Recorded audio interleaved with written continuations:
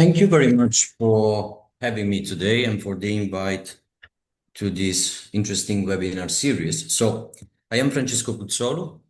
I am a professor of mineral deposits at the University of Naples. So, with this presentation, I'm going to be talking about an unconventional type of lithium resources. Specifically, I'm going to be talking about lithium clay mineralization developed in continental basins, also called volcanosedimentary deposits. Now, for today's presentation, we're going to start by defining a little bit the lithium resource space, and then we're going to get into the specifics of lithium clay volcanosedimentary deposits, and we're going to be discussing about how important is rifting in developing this kind of resources. And then we're going to wrap things up with mineralogy, ore forming processes, and overall classification. Now, I'm pretty confident we all know why lithium has become such a hot commodity. Lithium finds significant application in the production of high energy density and rechargeable batteries used for many types of modern devices and for electric vehicles. So as a consequence, the lithium market is gonna grow in the future, and also the lithium demand. So as a geologist, we really need to try and search and discover unconventional systems, just like clay-type lithium deposits. Now, lithium is a pretty peculiar commodity because it can be enriched in several types of crustal settings. For example, we can have brine systems where lithium is concentrated into high salinity brines that can be developed in continental basins, so salar deposits just like those in South America, but also in association with the volcanic terrains. So we have geothermal brine systems, and we also have lithium brines in large sedimentary basins, so-called oil field brines. When it comes to hard rock systems, lithium is associated mostly with the silicate mineral species that can form during magmatic hydrothermal processes. So we're dealing with spodumene, pegmatites, and highly fractionated granites. But we can also have lithium associated in silicate forming at lower temperatures, just like clay systems in volcanosedimentary deposits. Now, a pretty important message is that although we have such a great diversity of lithium resources, at the moment we produce lithium only from salar systems and from spodumene-rich pegmatites. Okay. Now, when it comes to clay-type volcanosedimentary deposits, we're dealing with shallow lithium deposits, mostly developed in lacustrine settings. These kind of lakes are closely associated with the evolving and cooling felsic magmatic province. And this association is really important because felsic magmatism is going to be our source of lithium. And these lakes are also characterized by hydrological closure. And hydrological closure is generally developed by tectonic extension or volcanic subsidence that leads to the development of pull-apart hosted basins or collapsed calderas. Now, either way, lithium is generally transported from the felsic magmatic reservoir to the shallow environment through the eruption of volcanic glass-rich lithologies. Such lithologies, once in the lacustrine system, are altered through alteration facilitated by high pH fluids that form lithium clays, or in specific cases, lithium-rich borosilicates. Okay, so this is the overall picture of this kind of deposits.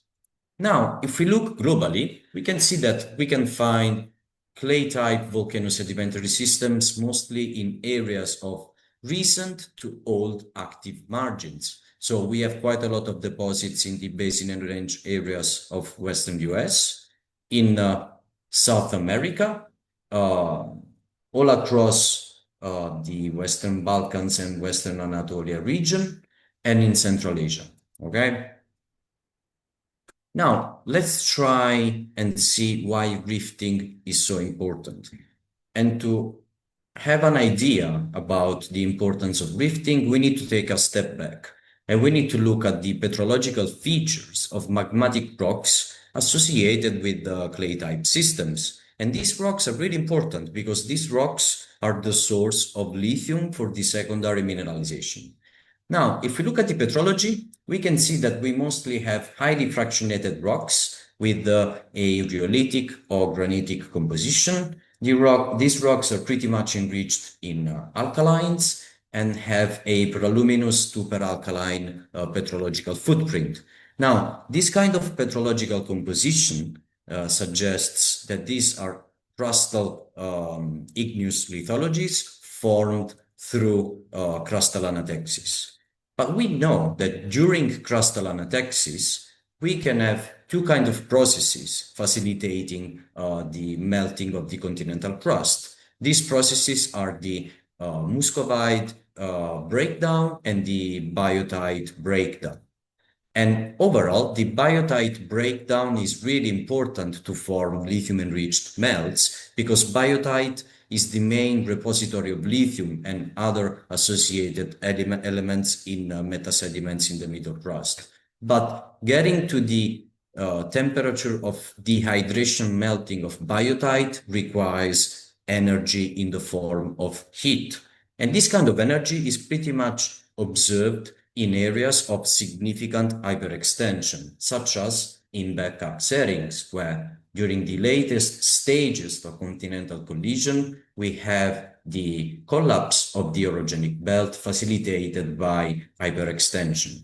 And during hyperextension, we thin out the crust and we upwell hot astenospheric mantle, providing heat to the overlying continental crust that can get to the temperature of dehydration of biotite, right? So rifting is really important to develop the source rock for this kind of mineralization. But rifting is also important to develop the physical trap for this kind of deposits because the same hyperextensional processes producing the astenospheric upwelling also produces pull-apart basins in the uppermost section of the continental crust. And these kind of basins are key to develop hydrological closure. Now, hydrological closure is really important to limit the lithium dilution through outflow because we know that lithium is a pretty mobile cation. So we really want to have lithium-enriched material deposited in endorheic-like lacustrine systems. Now, hyperextension is really important because it's producing the lithium-enriched melts, so the source rock, and is also producing the final physical trap. But we know that hyperextension leaves some pretty important and significant structures in the crustal environment. And these kind of structures are metamorphic core complexes, which are basically high-grade metamorphic rocks forming at depth in the crustal environment, which through hyperextension can be outcropping at surface. And this is a map of the global distribution of the main continental metamorphic core complexes. And I'm pretty sure that at this point, this map should remind you of another map I displayed at the very beginning of this presentation. So my question would be, what if we plot on this map the distribution of clay type volcanosedimentary deposits? And what we can see that we have a really good match between the distribution of this kind of lithium systems and metamorphic core complexes forming through hyperextension. So this kind of extensional features can be used at least as a qualitative proxy to guide mineral exploration for this alternative lithium resource. Now, this is a simplified version of the main ingredients we need to form a volcanosedimentary lithium mineralization. So we need to have felsic magmatism S to A type because this is the most suitable source of lithium. Then we need to have a way of transporting lithium from the magmatic reservoir to the sedimentary environment. And the best transport mechanism is the development of big eruption able to produce high volumes of volcanic glass. Then we need to build the physical trap, the closed basin. And this is where extension also acts, because it's key to develop this kind of collapsed calderas or pull-apart basins, which are able to minimize lithium loss through outflow. Then we have some kind of control from aridity, so development of specific climatic regimes that are able to increase the pH of lake water and facilitate the breakdown of lithium-enriched volcanic glass at high pH.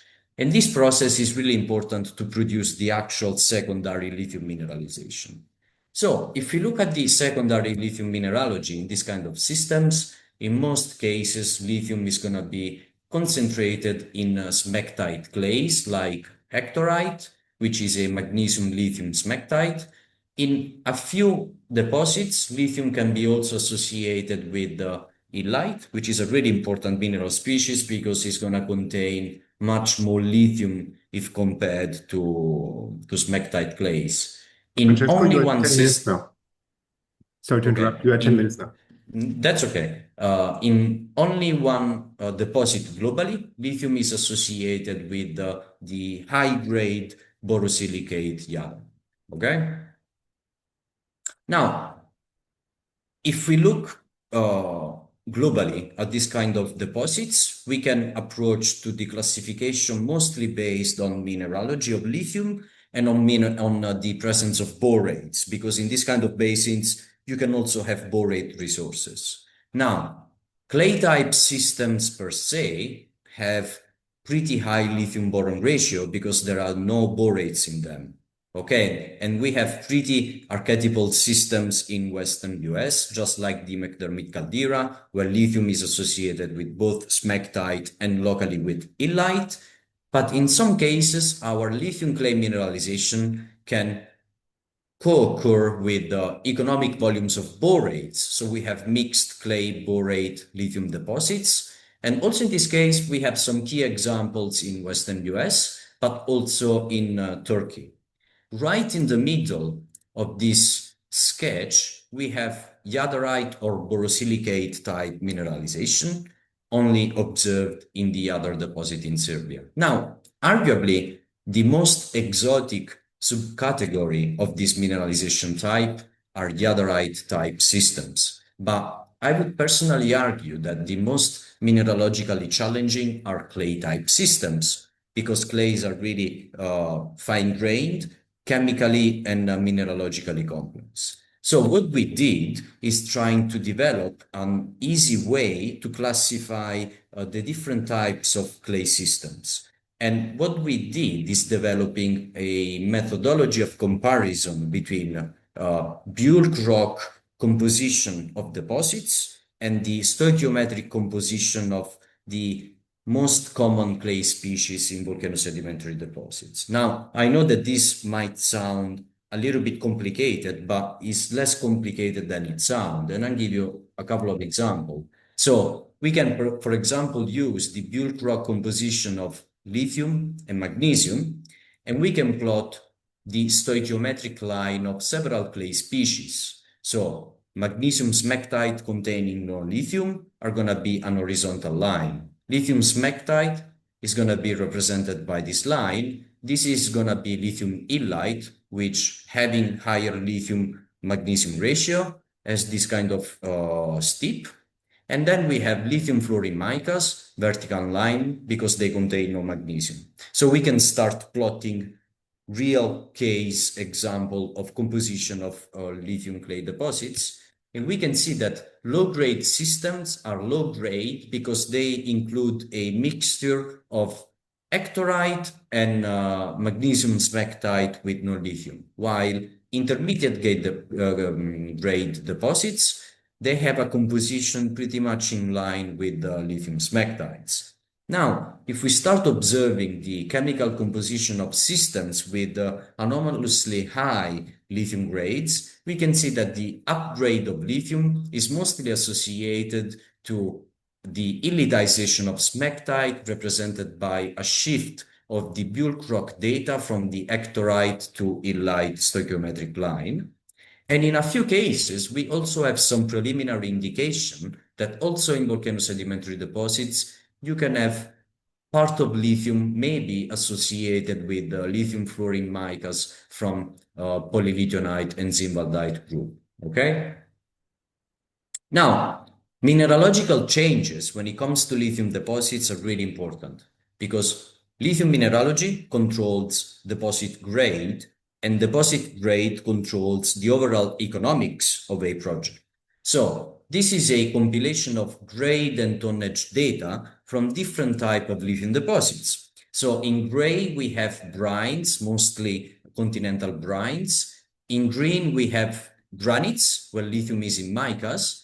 In blue turquoise, we have pegmatites, where lithium is in spodumene. And in pink, we have volcanosedimentary deposits. We can see that most volcanosedimentary deposits are the intermediate grade member of this kind of, macro category. And the intermediate grade deposits of volcanosedimentary deposit class are mostly smectite clay dominated. But we have one outlier, which is the other deposit where lithium is not into clay, lithium is in high-grade borosilicates, and as a consequence, the lithium grade in the other deposit is comparable to those observed in spodumene pegmatites globally. Just to wrap things up, so volcanosedimentary deposits in most cases are going to be enriched in clay minerals. These mostly include shallow mineralization in closed basins. Rifting is really important because plays a role both in the development of lithium-enriched melts acting as a source, but also in the development of the actual physical trap for the secondary mineralization, okay? The ore mineralogy is pretty complex and is generally developed by the alteration under high pH of volcanic glass-rich lithologies, and based on mineralogy, we can have different types of grade development that can significantly control the economic viability of a project. So as a final slide, I just want to point out that this work has been published in a review paper in the Economic Geology special volume on lithium. Can be freely accessed, is an open access paper. So if you want to know more, just scan this QR code, or you can, drop me an email. I'm happy to reply to any question. Thank you very much. Thanks a lot, Francesco. That was a really great overview. We have a short time for one or two questions. If one of you has a question, please raise your hand or put it in the chat. I see a lot of clapping hands, but no really raised hands. I would have a minor question to start with. If you go one slide back, you mentioned the hyperextension is an important thing. I know as a definition for hyperextension that it's usually at rifted margins where the crust has thinned to a thickness that is less than 10 kilometers. That's not the definition that you're using here, right? Well, I'm not sure about the actual numbers, but in most of volcanosedimentary deposits in Western US are in the basin and range areas, which is pretty much an hyperextended terrain. I do not know about the actual crustal depth in that section of the North American craton, but these are significantly extended areas. Right, but they were also super thick beforehand. So when they went from 60 that's kilometers to 40, they have thinned, but they are that's not. a good point. That's It's a a good different point. wording that I'm used to. I have a question. Okay. Yes, Herman. It's interesting. Thanks. Great talk. Really interesting. Question is like what you said, coming back to the Thacker Pass area or McDermott hunting. So there's a lot. What's the role of the fluid in that process of lithium concentration? Well, we have several indications from isotopic studies that fluid chemistry is really important in producing lithium-bearing assemblages. the first controlling factor is that this kind of fluids need to be slightly alkaline, because alkalinity is the best way to break down volcanic glass-rich lithologies, to liberate lithium, and to precipitate magnesium-lithium assemblages. At the same time, these kind of fluids are not simply straight meteoric water, because this system develop in areas of high thermal flow. Okay, just like a collapsed caldera or a pull-apart basin close by a volcano. So you have meteoric water evolving under the influence of high temperature. And temperature is really important because it's gonna increase the kinetics of breakdown of volcanic glass. Translated, the reaction is gonna be much quicker. And to trap mobile elements as mobile as lithium, a quick reaction is what you want. Okay? Thank you.